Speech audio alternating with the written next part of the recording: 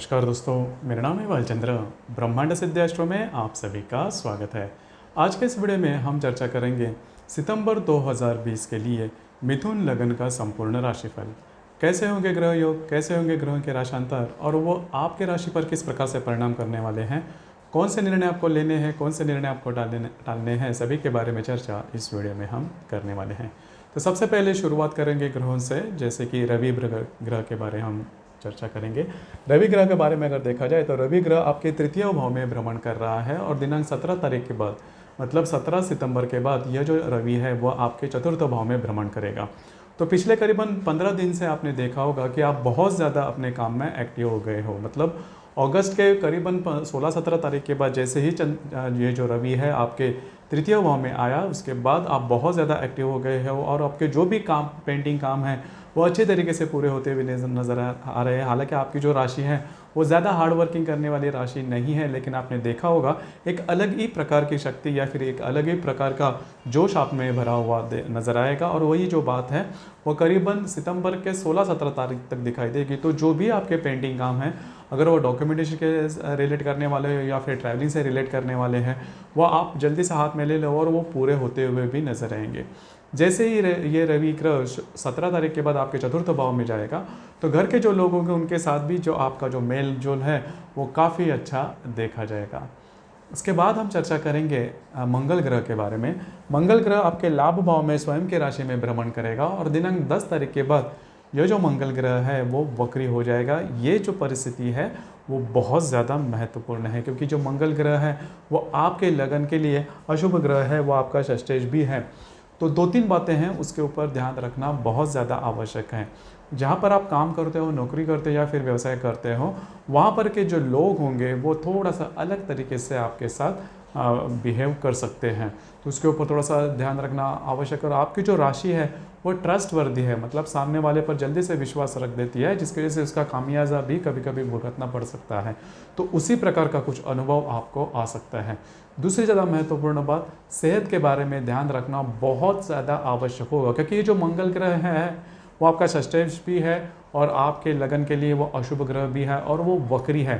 तो अगर आप किसी व्याधि से अगर ग्रस्त हो तो उसके जो संकेत है, उसके जो सिग्नल है उसके जो लक्षण हैं वो आपको दिखाई दे सकते हैं। तो हेल्थ कॉन्शियस रहना बहुत ज़्यादा आवश्यक हो सकता है। उसी प्रकार अगर आपने इसके पहले कुछ काम किया था, उसके पैसे आपको नहीं मिल रहे थे, तो वो भी बात उभर कर सामने आ सकते हैं। तो पैसे के मामले में और हेल्थ के बारे में ध्यान रखना ज़्यादा आवश्यक है। आपसे बड़े जो आपके भाई बहन होंगे उनके सेहत के बारे में भी छोटी मोटी बातें या प्रॉब्लम उभर कर सामने आ सकती है। ये जो मंगल ग्रह है वो चतुर्थ दृष्टि से आपके द्वितीय भाव को देख रहा है, सप्तम दृष्टि से आपके पंचम भाव को देख रहा है और अष्टम दृष्टि से आपके षष्ठ भाव को देख रहा है।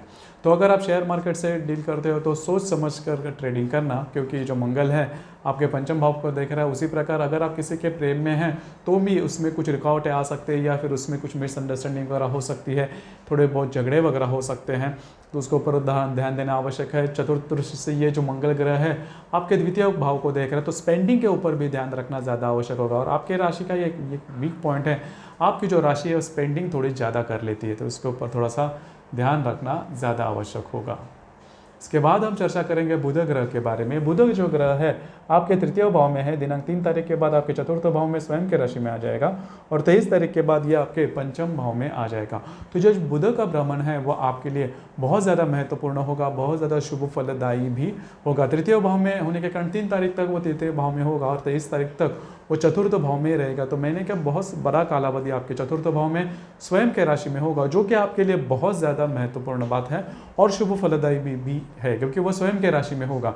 तो घर के जो भी प्रॉब्लम या कॉम्प्लिकेशंस है, छोटी मोटी बातें हैं, वो पूरी तरह से नॉर्मल हो जाएगी। आपने देखा होगा कि पिछले करीबन 1-1.5 महीने से घर का जो वातावरण है वो नॉर्मल नहीं है। छोटी मोटी बातों को लेकर तकरार वगैरह हो रही थी, लेकिन जैसे ही ये बुध ग्रह आपके चतुर्थ भाव में 3 तारीख के बाद आ जाएगा तो जो सभी बातें हैं वो पूरी तरह से नॉर्मल हो जाएगी। और सबसे इम्पोर्टेंट बात, आपका जो माइंडसेट है, आपकी जो मनस्थिति है वो काफ़ी मायनों में नॉर्मल हो जाएगी। तो जो कि पिछले करीबन 1.5 से 2 महीने में आपने थोड़ा सा अलग तरीके से उसका जो अनुभव था वो किया था, लेकिन जैसे ही ये जो बुध ग्रह है आपके चतुर्थ भाव में आ जाएगा तो मानसिक तौर पे जो भी प्रॉब्लम आपको लग रही थी वो पूरी तरह से नॉर्मल हो जाएगी। इसके बाद हम चर्चा करेंगे गुरु ग्रह के बारे में। गुरु ग्रह आपके सप्तम भाव में है और 13 तारीख के बाद ये जो गुरु ग्रह है वो मार्गस्थ होने जा रहा है। अब ये जो गुरु का जो मार्गीय होना है वो आपके लिए बहुत ही ज़्यादा शुभ फलदायी होगा। आपने देखा होगा कि सप्तम भाव में गुरु का भ्रमण है, लेकिन पिछले करीबन ये संपूर्ण साल में आपने देखा होगा कि आपकी जो वैवाहिक जो इधर है उनमें और आप में जो जो हारमोनी है वो इतनी अच्छी नहीं दिखाई दे रही है। तो जैसे ये गुरु ग्रह मार्गस्थ हो जाएगा तो उसमें अच्छा बदलाव आ जाएगा। और दूसरी सबसे महत्वपूर्ण बात, ये जो गुरु ग्रह है पंचम दृष्टि से आपके लाभ भाव को देख रहा है, सप्तम दृष्टि से आप ही के राशि को देख रहा है और नवम दृष्टि से आपके तृतीय भाव को देख रहा है। तो लाभ के बारे में जो भी प्रॉब्लम कॉम्प्लिकेशंस होंगे वो बहुत से महीनों में नॉर्मल हो जाएंगे, क्योंकि गुरु की शुभ दृष्टि आपके लाभ भाव में होने वाली है। और जो मैंने पहले बात की कि आपका जो माइंडसेट है, आपकी जो मनस्थिति है वो कई महीनों में नॉर्मल होते हुए नजर आएगी, जो कि आपके लिए काफ़ी ज़्यादा महत्वपूर्ण बात है, क्योंकि आपकी जो मनस्थिति है वो स्थिर ज़्यादा नहीं रहती। छोटी मोटी बातों का टेंशन लेकर आप बहुत ज़्यादा स्ट्रेस फील करते हो, तो वही बात उससे आप परे हो जाओगे। जैसे कि ये जो गुरु ग्रह है आपके सप्तम दृष्टि से आप ही के राशि को देख रहा है, जो कि आपके लिए बहुत ही अच्छी बात होगी और वो मार्गस्थ होने भी जा रहा है। उसके बाद हम चर्चा करेंगे शुक्र ग्रह के बारे में। शुक्र ग्रह आपके द्वितीय भाव में है और दिनांक 28 तारीख के बाद ये आपके चतुर्थ भाव में भ्रमण करेगा। तो यह जो बात है यह भी आपके लिए बहुत ज़्यादा महत्वपूर्ण साबित होगी, क्योंकि 28 तारीख तक मतलब महीने के बहुत बड़ा जो कालावधि है, इसमें ये जो शुक्र जो ग्रह है वो आपके द्वितीय भाव में भ्रमण करेगा। ये आपका पंचमेश भी है।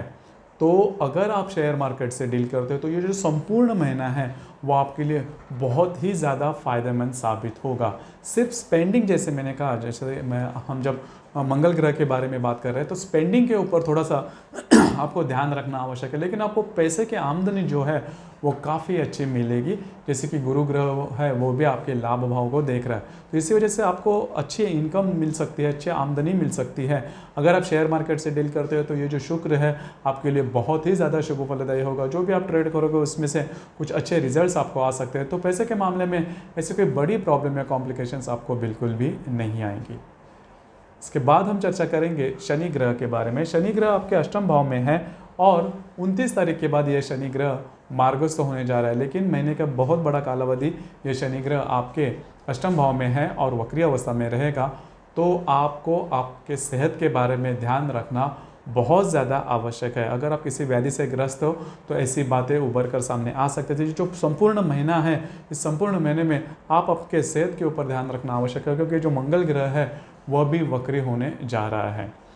उसी प्रकार और एक जो बात है वो आपके लिए बहुत अच्छी साबित होगी। जैसे कि आपने देखा होगा कि पिछले करीबन 1.5 साल से 18 महीने से राहु और केतु आप ही के राशि है, मतलब राहु जो ग्रह है वो आप ही के राशि में भ्रमण कर रहा है। लेकिन इस महीने में मतलब सितंबर के करीबन 29 तारीख के बाद यह जो राहु है वो आपके व्यय भाव में भ्रमण करेगा। हालांकि इसके जो परिणाम है वो आपको जल्दी से नहीं मिलेंगे, लेकिन ये बात तो काफ़ी अच्छी है जो कि आपके राशि से जो राहु का जो भ्रमण है वो आपके व्यय भाव में मतलब वृषभ राशि में भ्रमण करेगा। तो दोस्तों ये था ग्रहों के जो राशांतर उसके परिणाम। अब हम चर्चा करेंगे ग्रहों के योग है उसके बारे में। ग्रहों के योग जो होते हैं उसके भी परिणाम हमें मिलते हैं। तो सबसे पहले हम चर्चा करेंगे रवि और हर्षल का त्रिकोण योग होने जा रहा है। हर्षल जो कि आपके लाभ भाव में है, उसके साथ आपके तृतीय भाव का जो रवि है वह नव पंचम योग यानी कि त्रिकोण योग करने जा रहा है। और ये जो योग पर्टिकुलर योग है आपके लिए बहुत ज़्यादा महत्वपूर्ण है और बहुत ज़्यादा शुभ फलदायी भी है। जो भी आपके महत्वपूर्ण काम है वो हाथ में ले लो, डॉक्यूमेंटेशन के बारे में हो या फिर अगर आपको कोई निर्णय लेना हो, क्योंकि आपकी जो राशि है वो निर्णय जल्दी से नहीं लेती, डिसीजन जल्दी नहीं लेती। तो इसी वजह से ऐसे कोई भी डिसीजन जिसके ऊपर थोड़ी आपको आपत्ति है या फिर आप पूरी तरह से कॉन्फिडेंट नहीं हो तो वो आप ज़रूर उसके बारे में निर्णय ले सकते हो। इसका जो कालावधि है 1 तारीख से लेकर करीबन 3 तारीख तक का होगा इस शुभ ग्रह योग का। उसी के बाद शुक्र और शनि का प्रति योग भी होने जा रहा है। शनि जो कि आपके अष्टम भाव में है, उसके साथ आपके द्वितीय भाव का जो शुक्र है वो प्रति योग करने जा रहा है। इसका जो कालावधि है वो 1 तारीख से लेकर 3 तारीख तक का होगा। इस कालावधि में अगर आप किसी के प्रेम में हैं तो छोटी मोटी बातों को लेकर तकरार वगैरह हो सकती है, तो उसके ऊपर थोड़ा सा ध्यान रखना आवश्यक होगा। इसी प्रकार शनि और बुध का त्रिकोण योग भी होने जा रहा है। शनि जो कि आपके अष्टम भाव में है, उसके साथ आपके चतुर्थ भाव का जो शुक्र बुध होगा वह नव पंचम योग यानी कि त्रिकोण योग करने जा रहा है। ये जो योग है आपके लिए बहुत ज़्यादा महत्वपूर्ण है। इसका जो कालावधि होगा वो 2 तारीख से लेकर 4 तारीख तक का होगा। तो घर के जो भी मामलात है, जो भी कॉम्प्लिकेशंस है वो नॉर्मल होते हुए नजर आएंगे।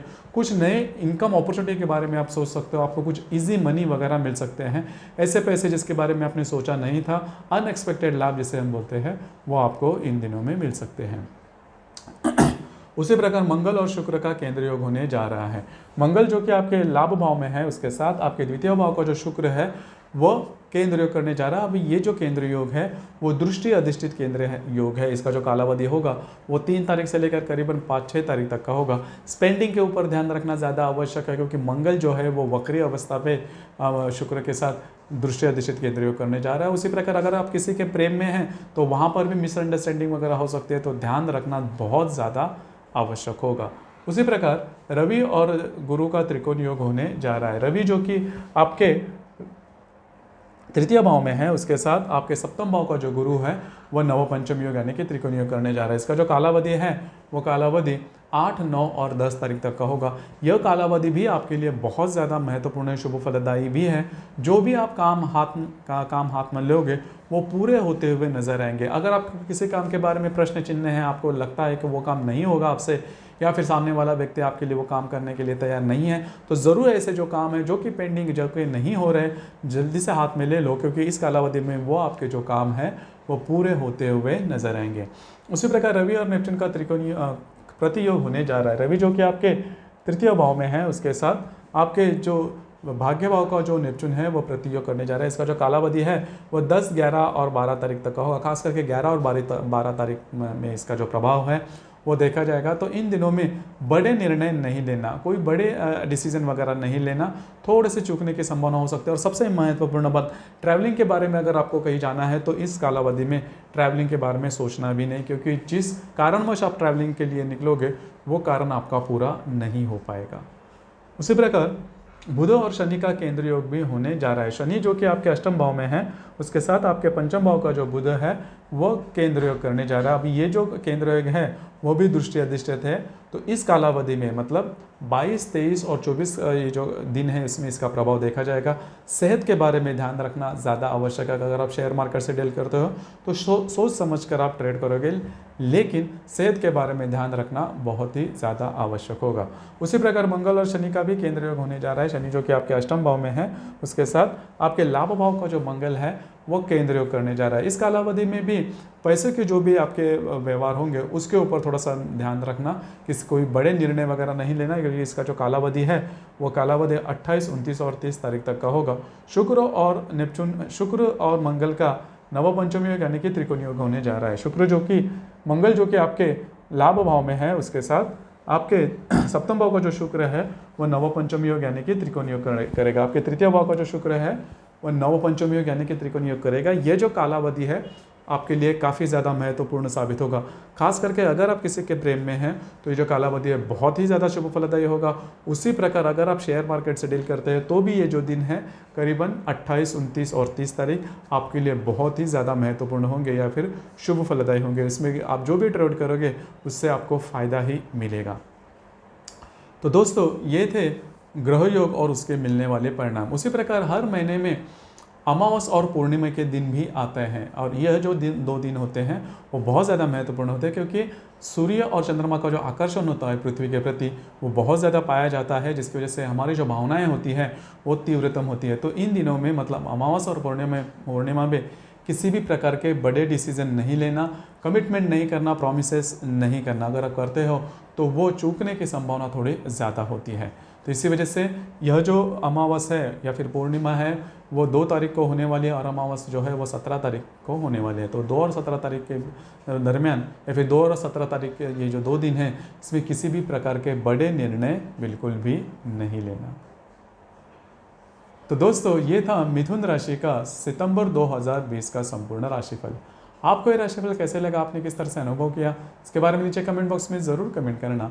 और अपना ये जो चैनल है ब्रह्मांड सिद्धि एस्ट्रो, इसे भी लाइक, शेयर और सब्सक्राइब ज़रूर करना। धन्यवाद।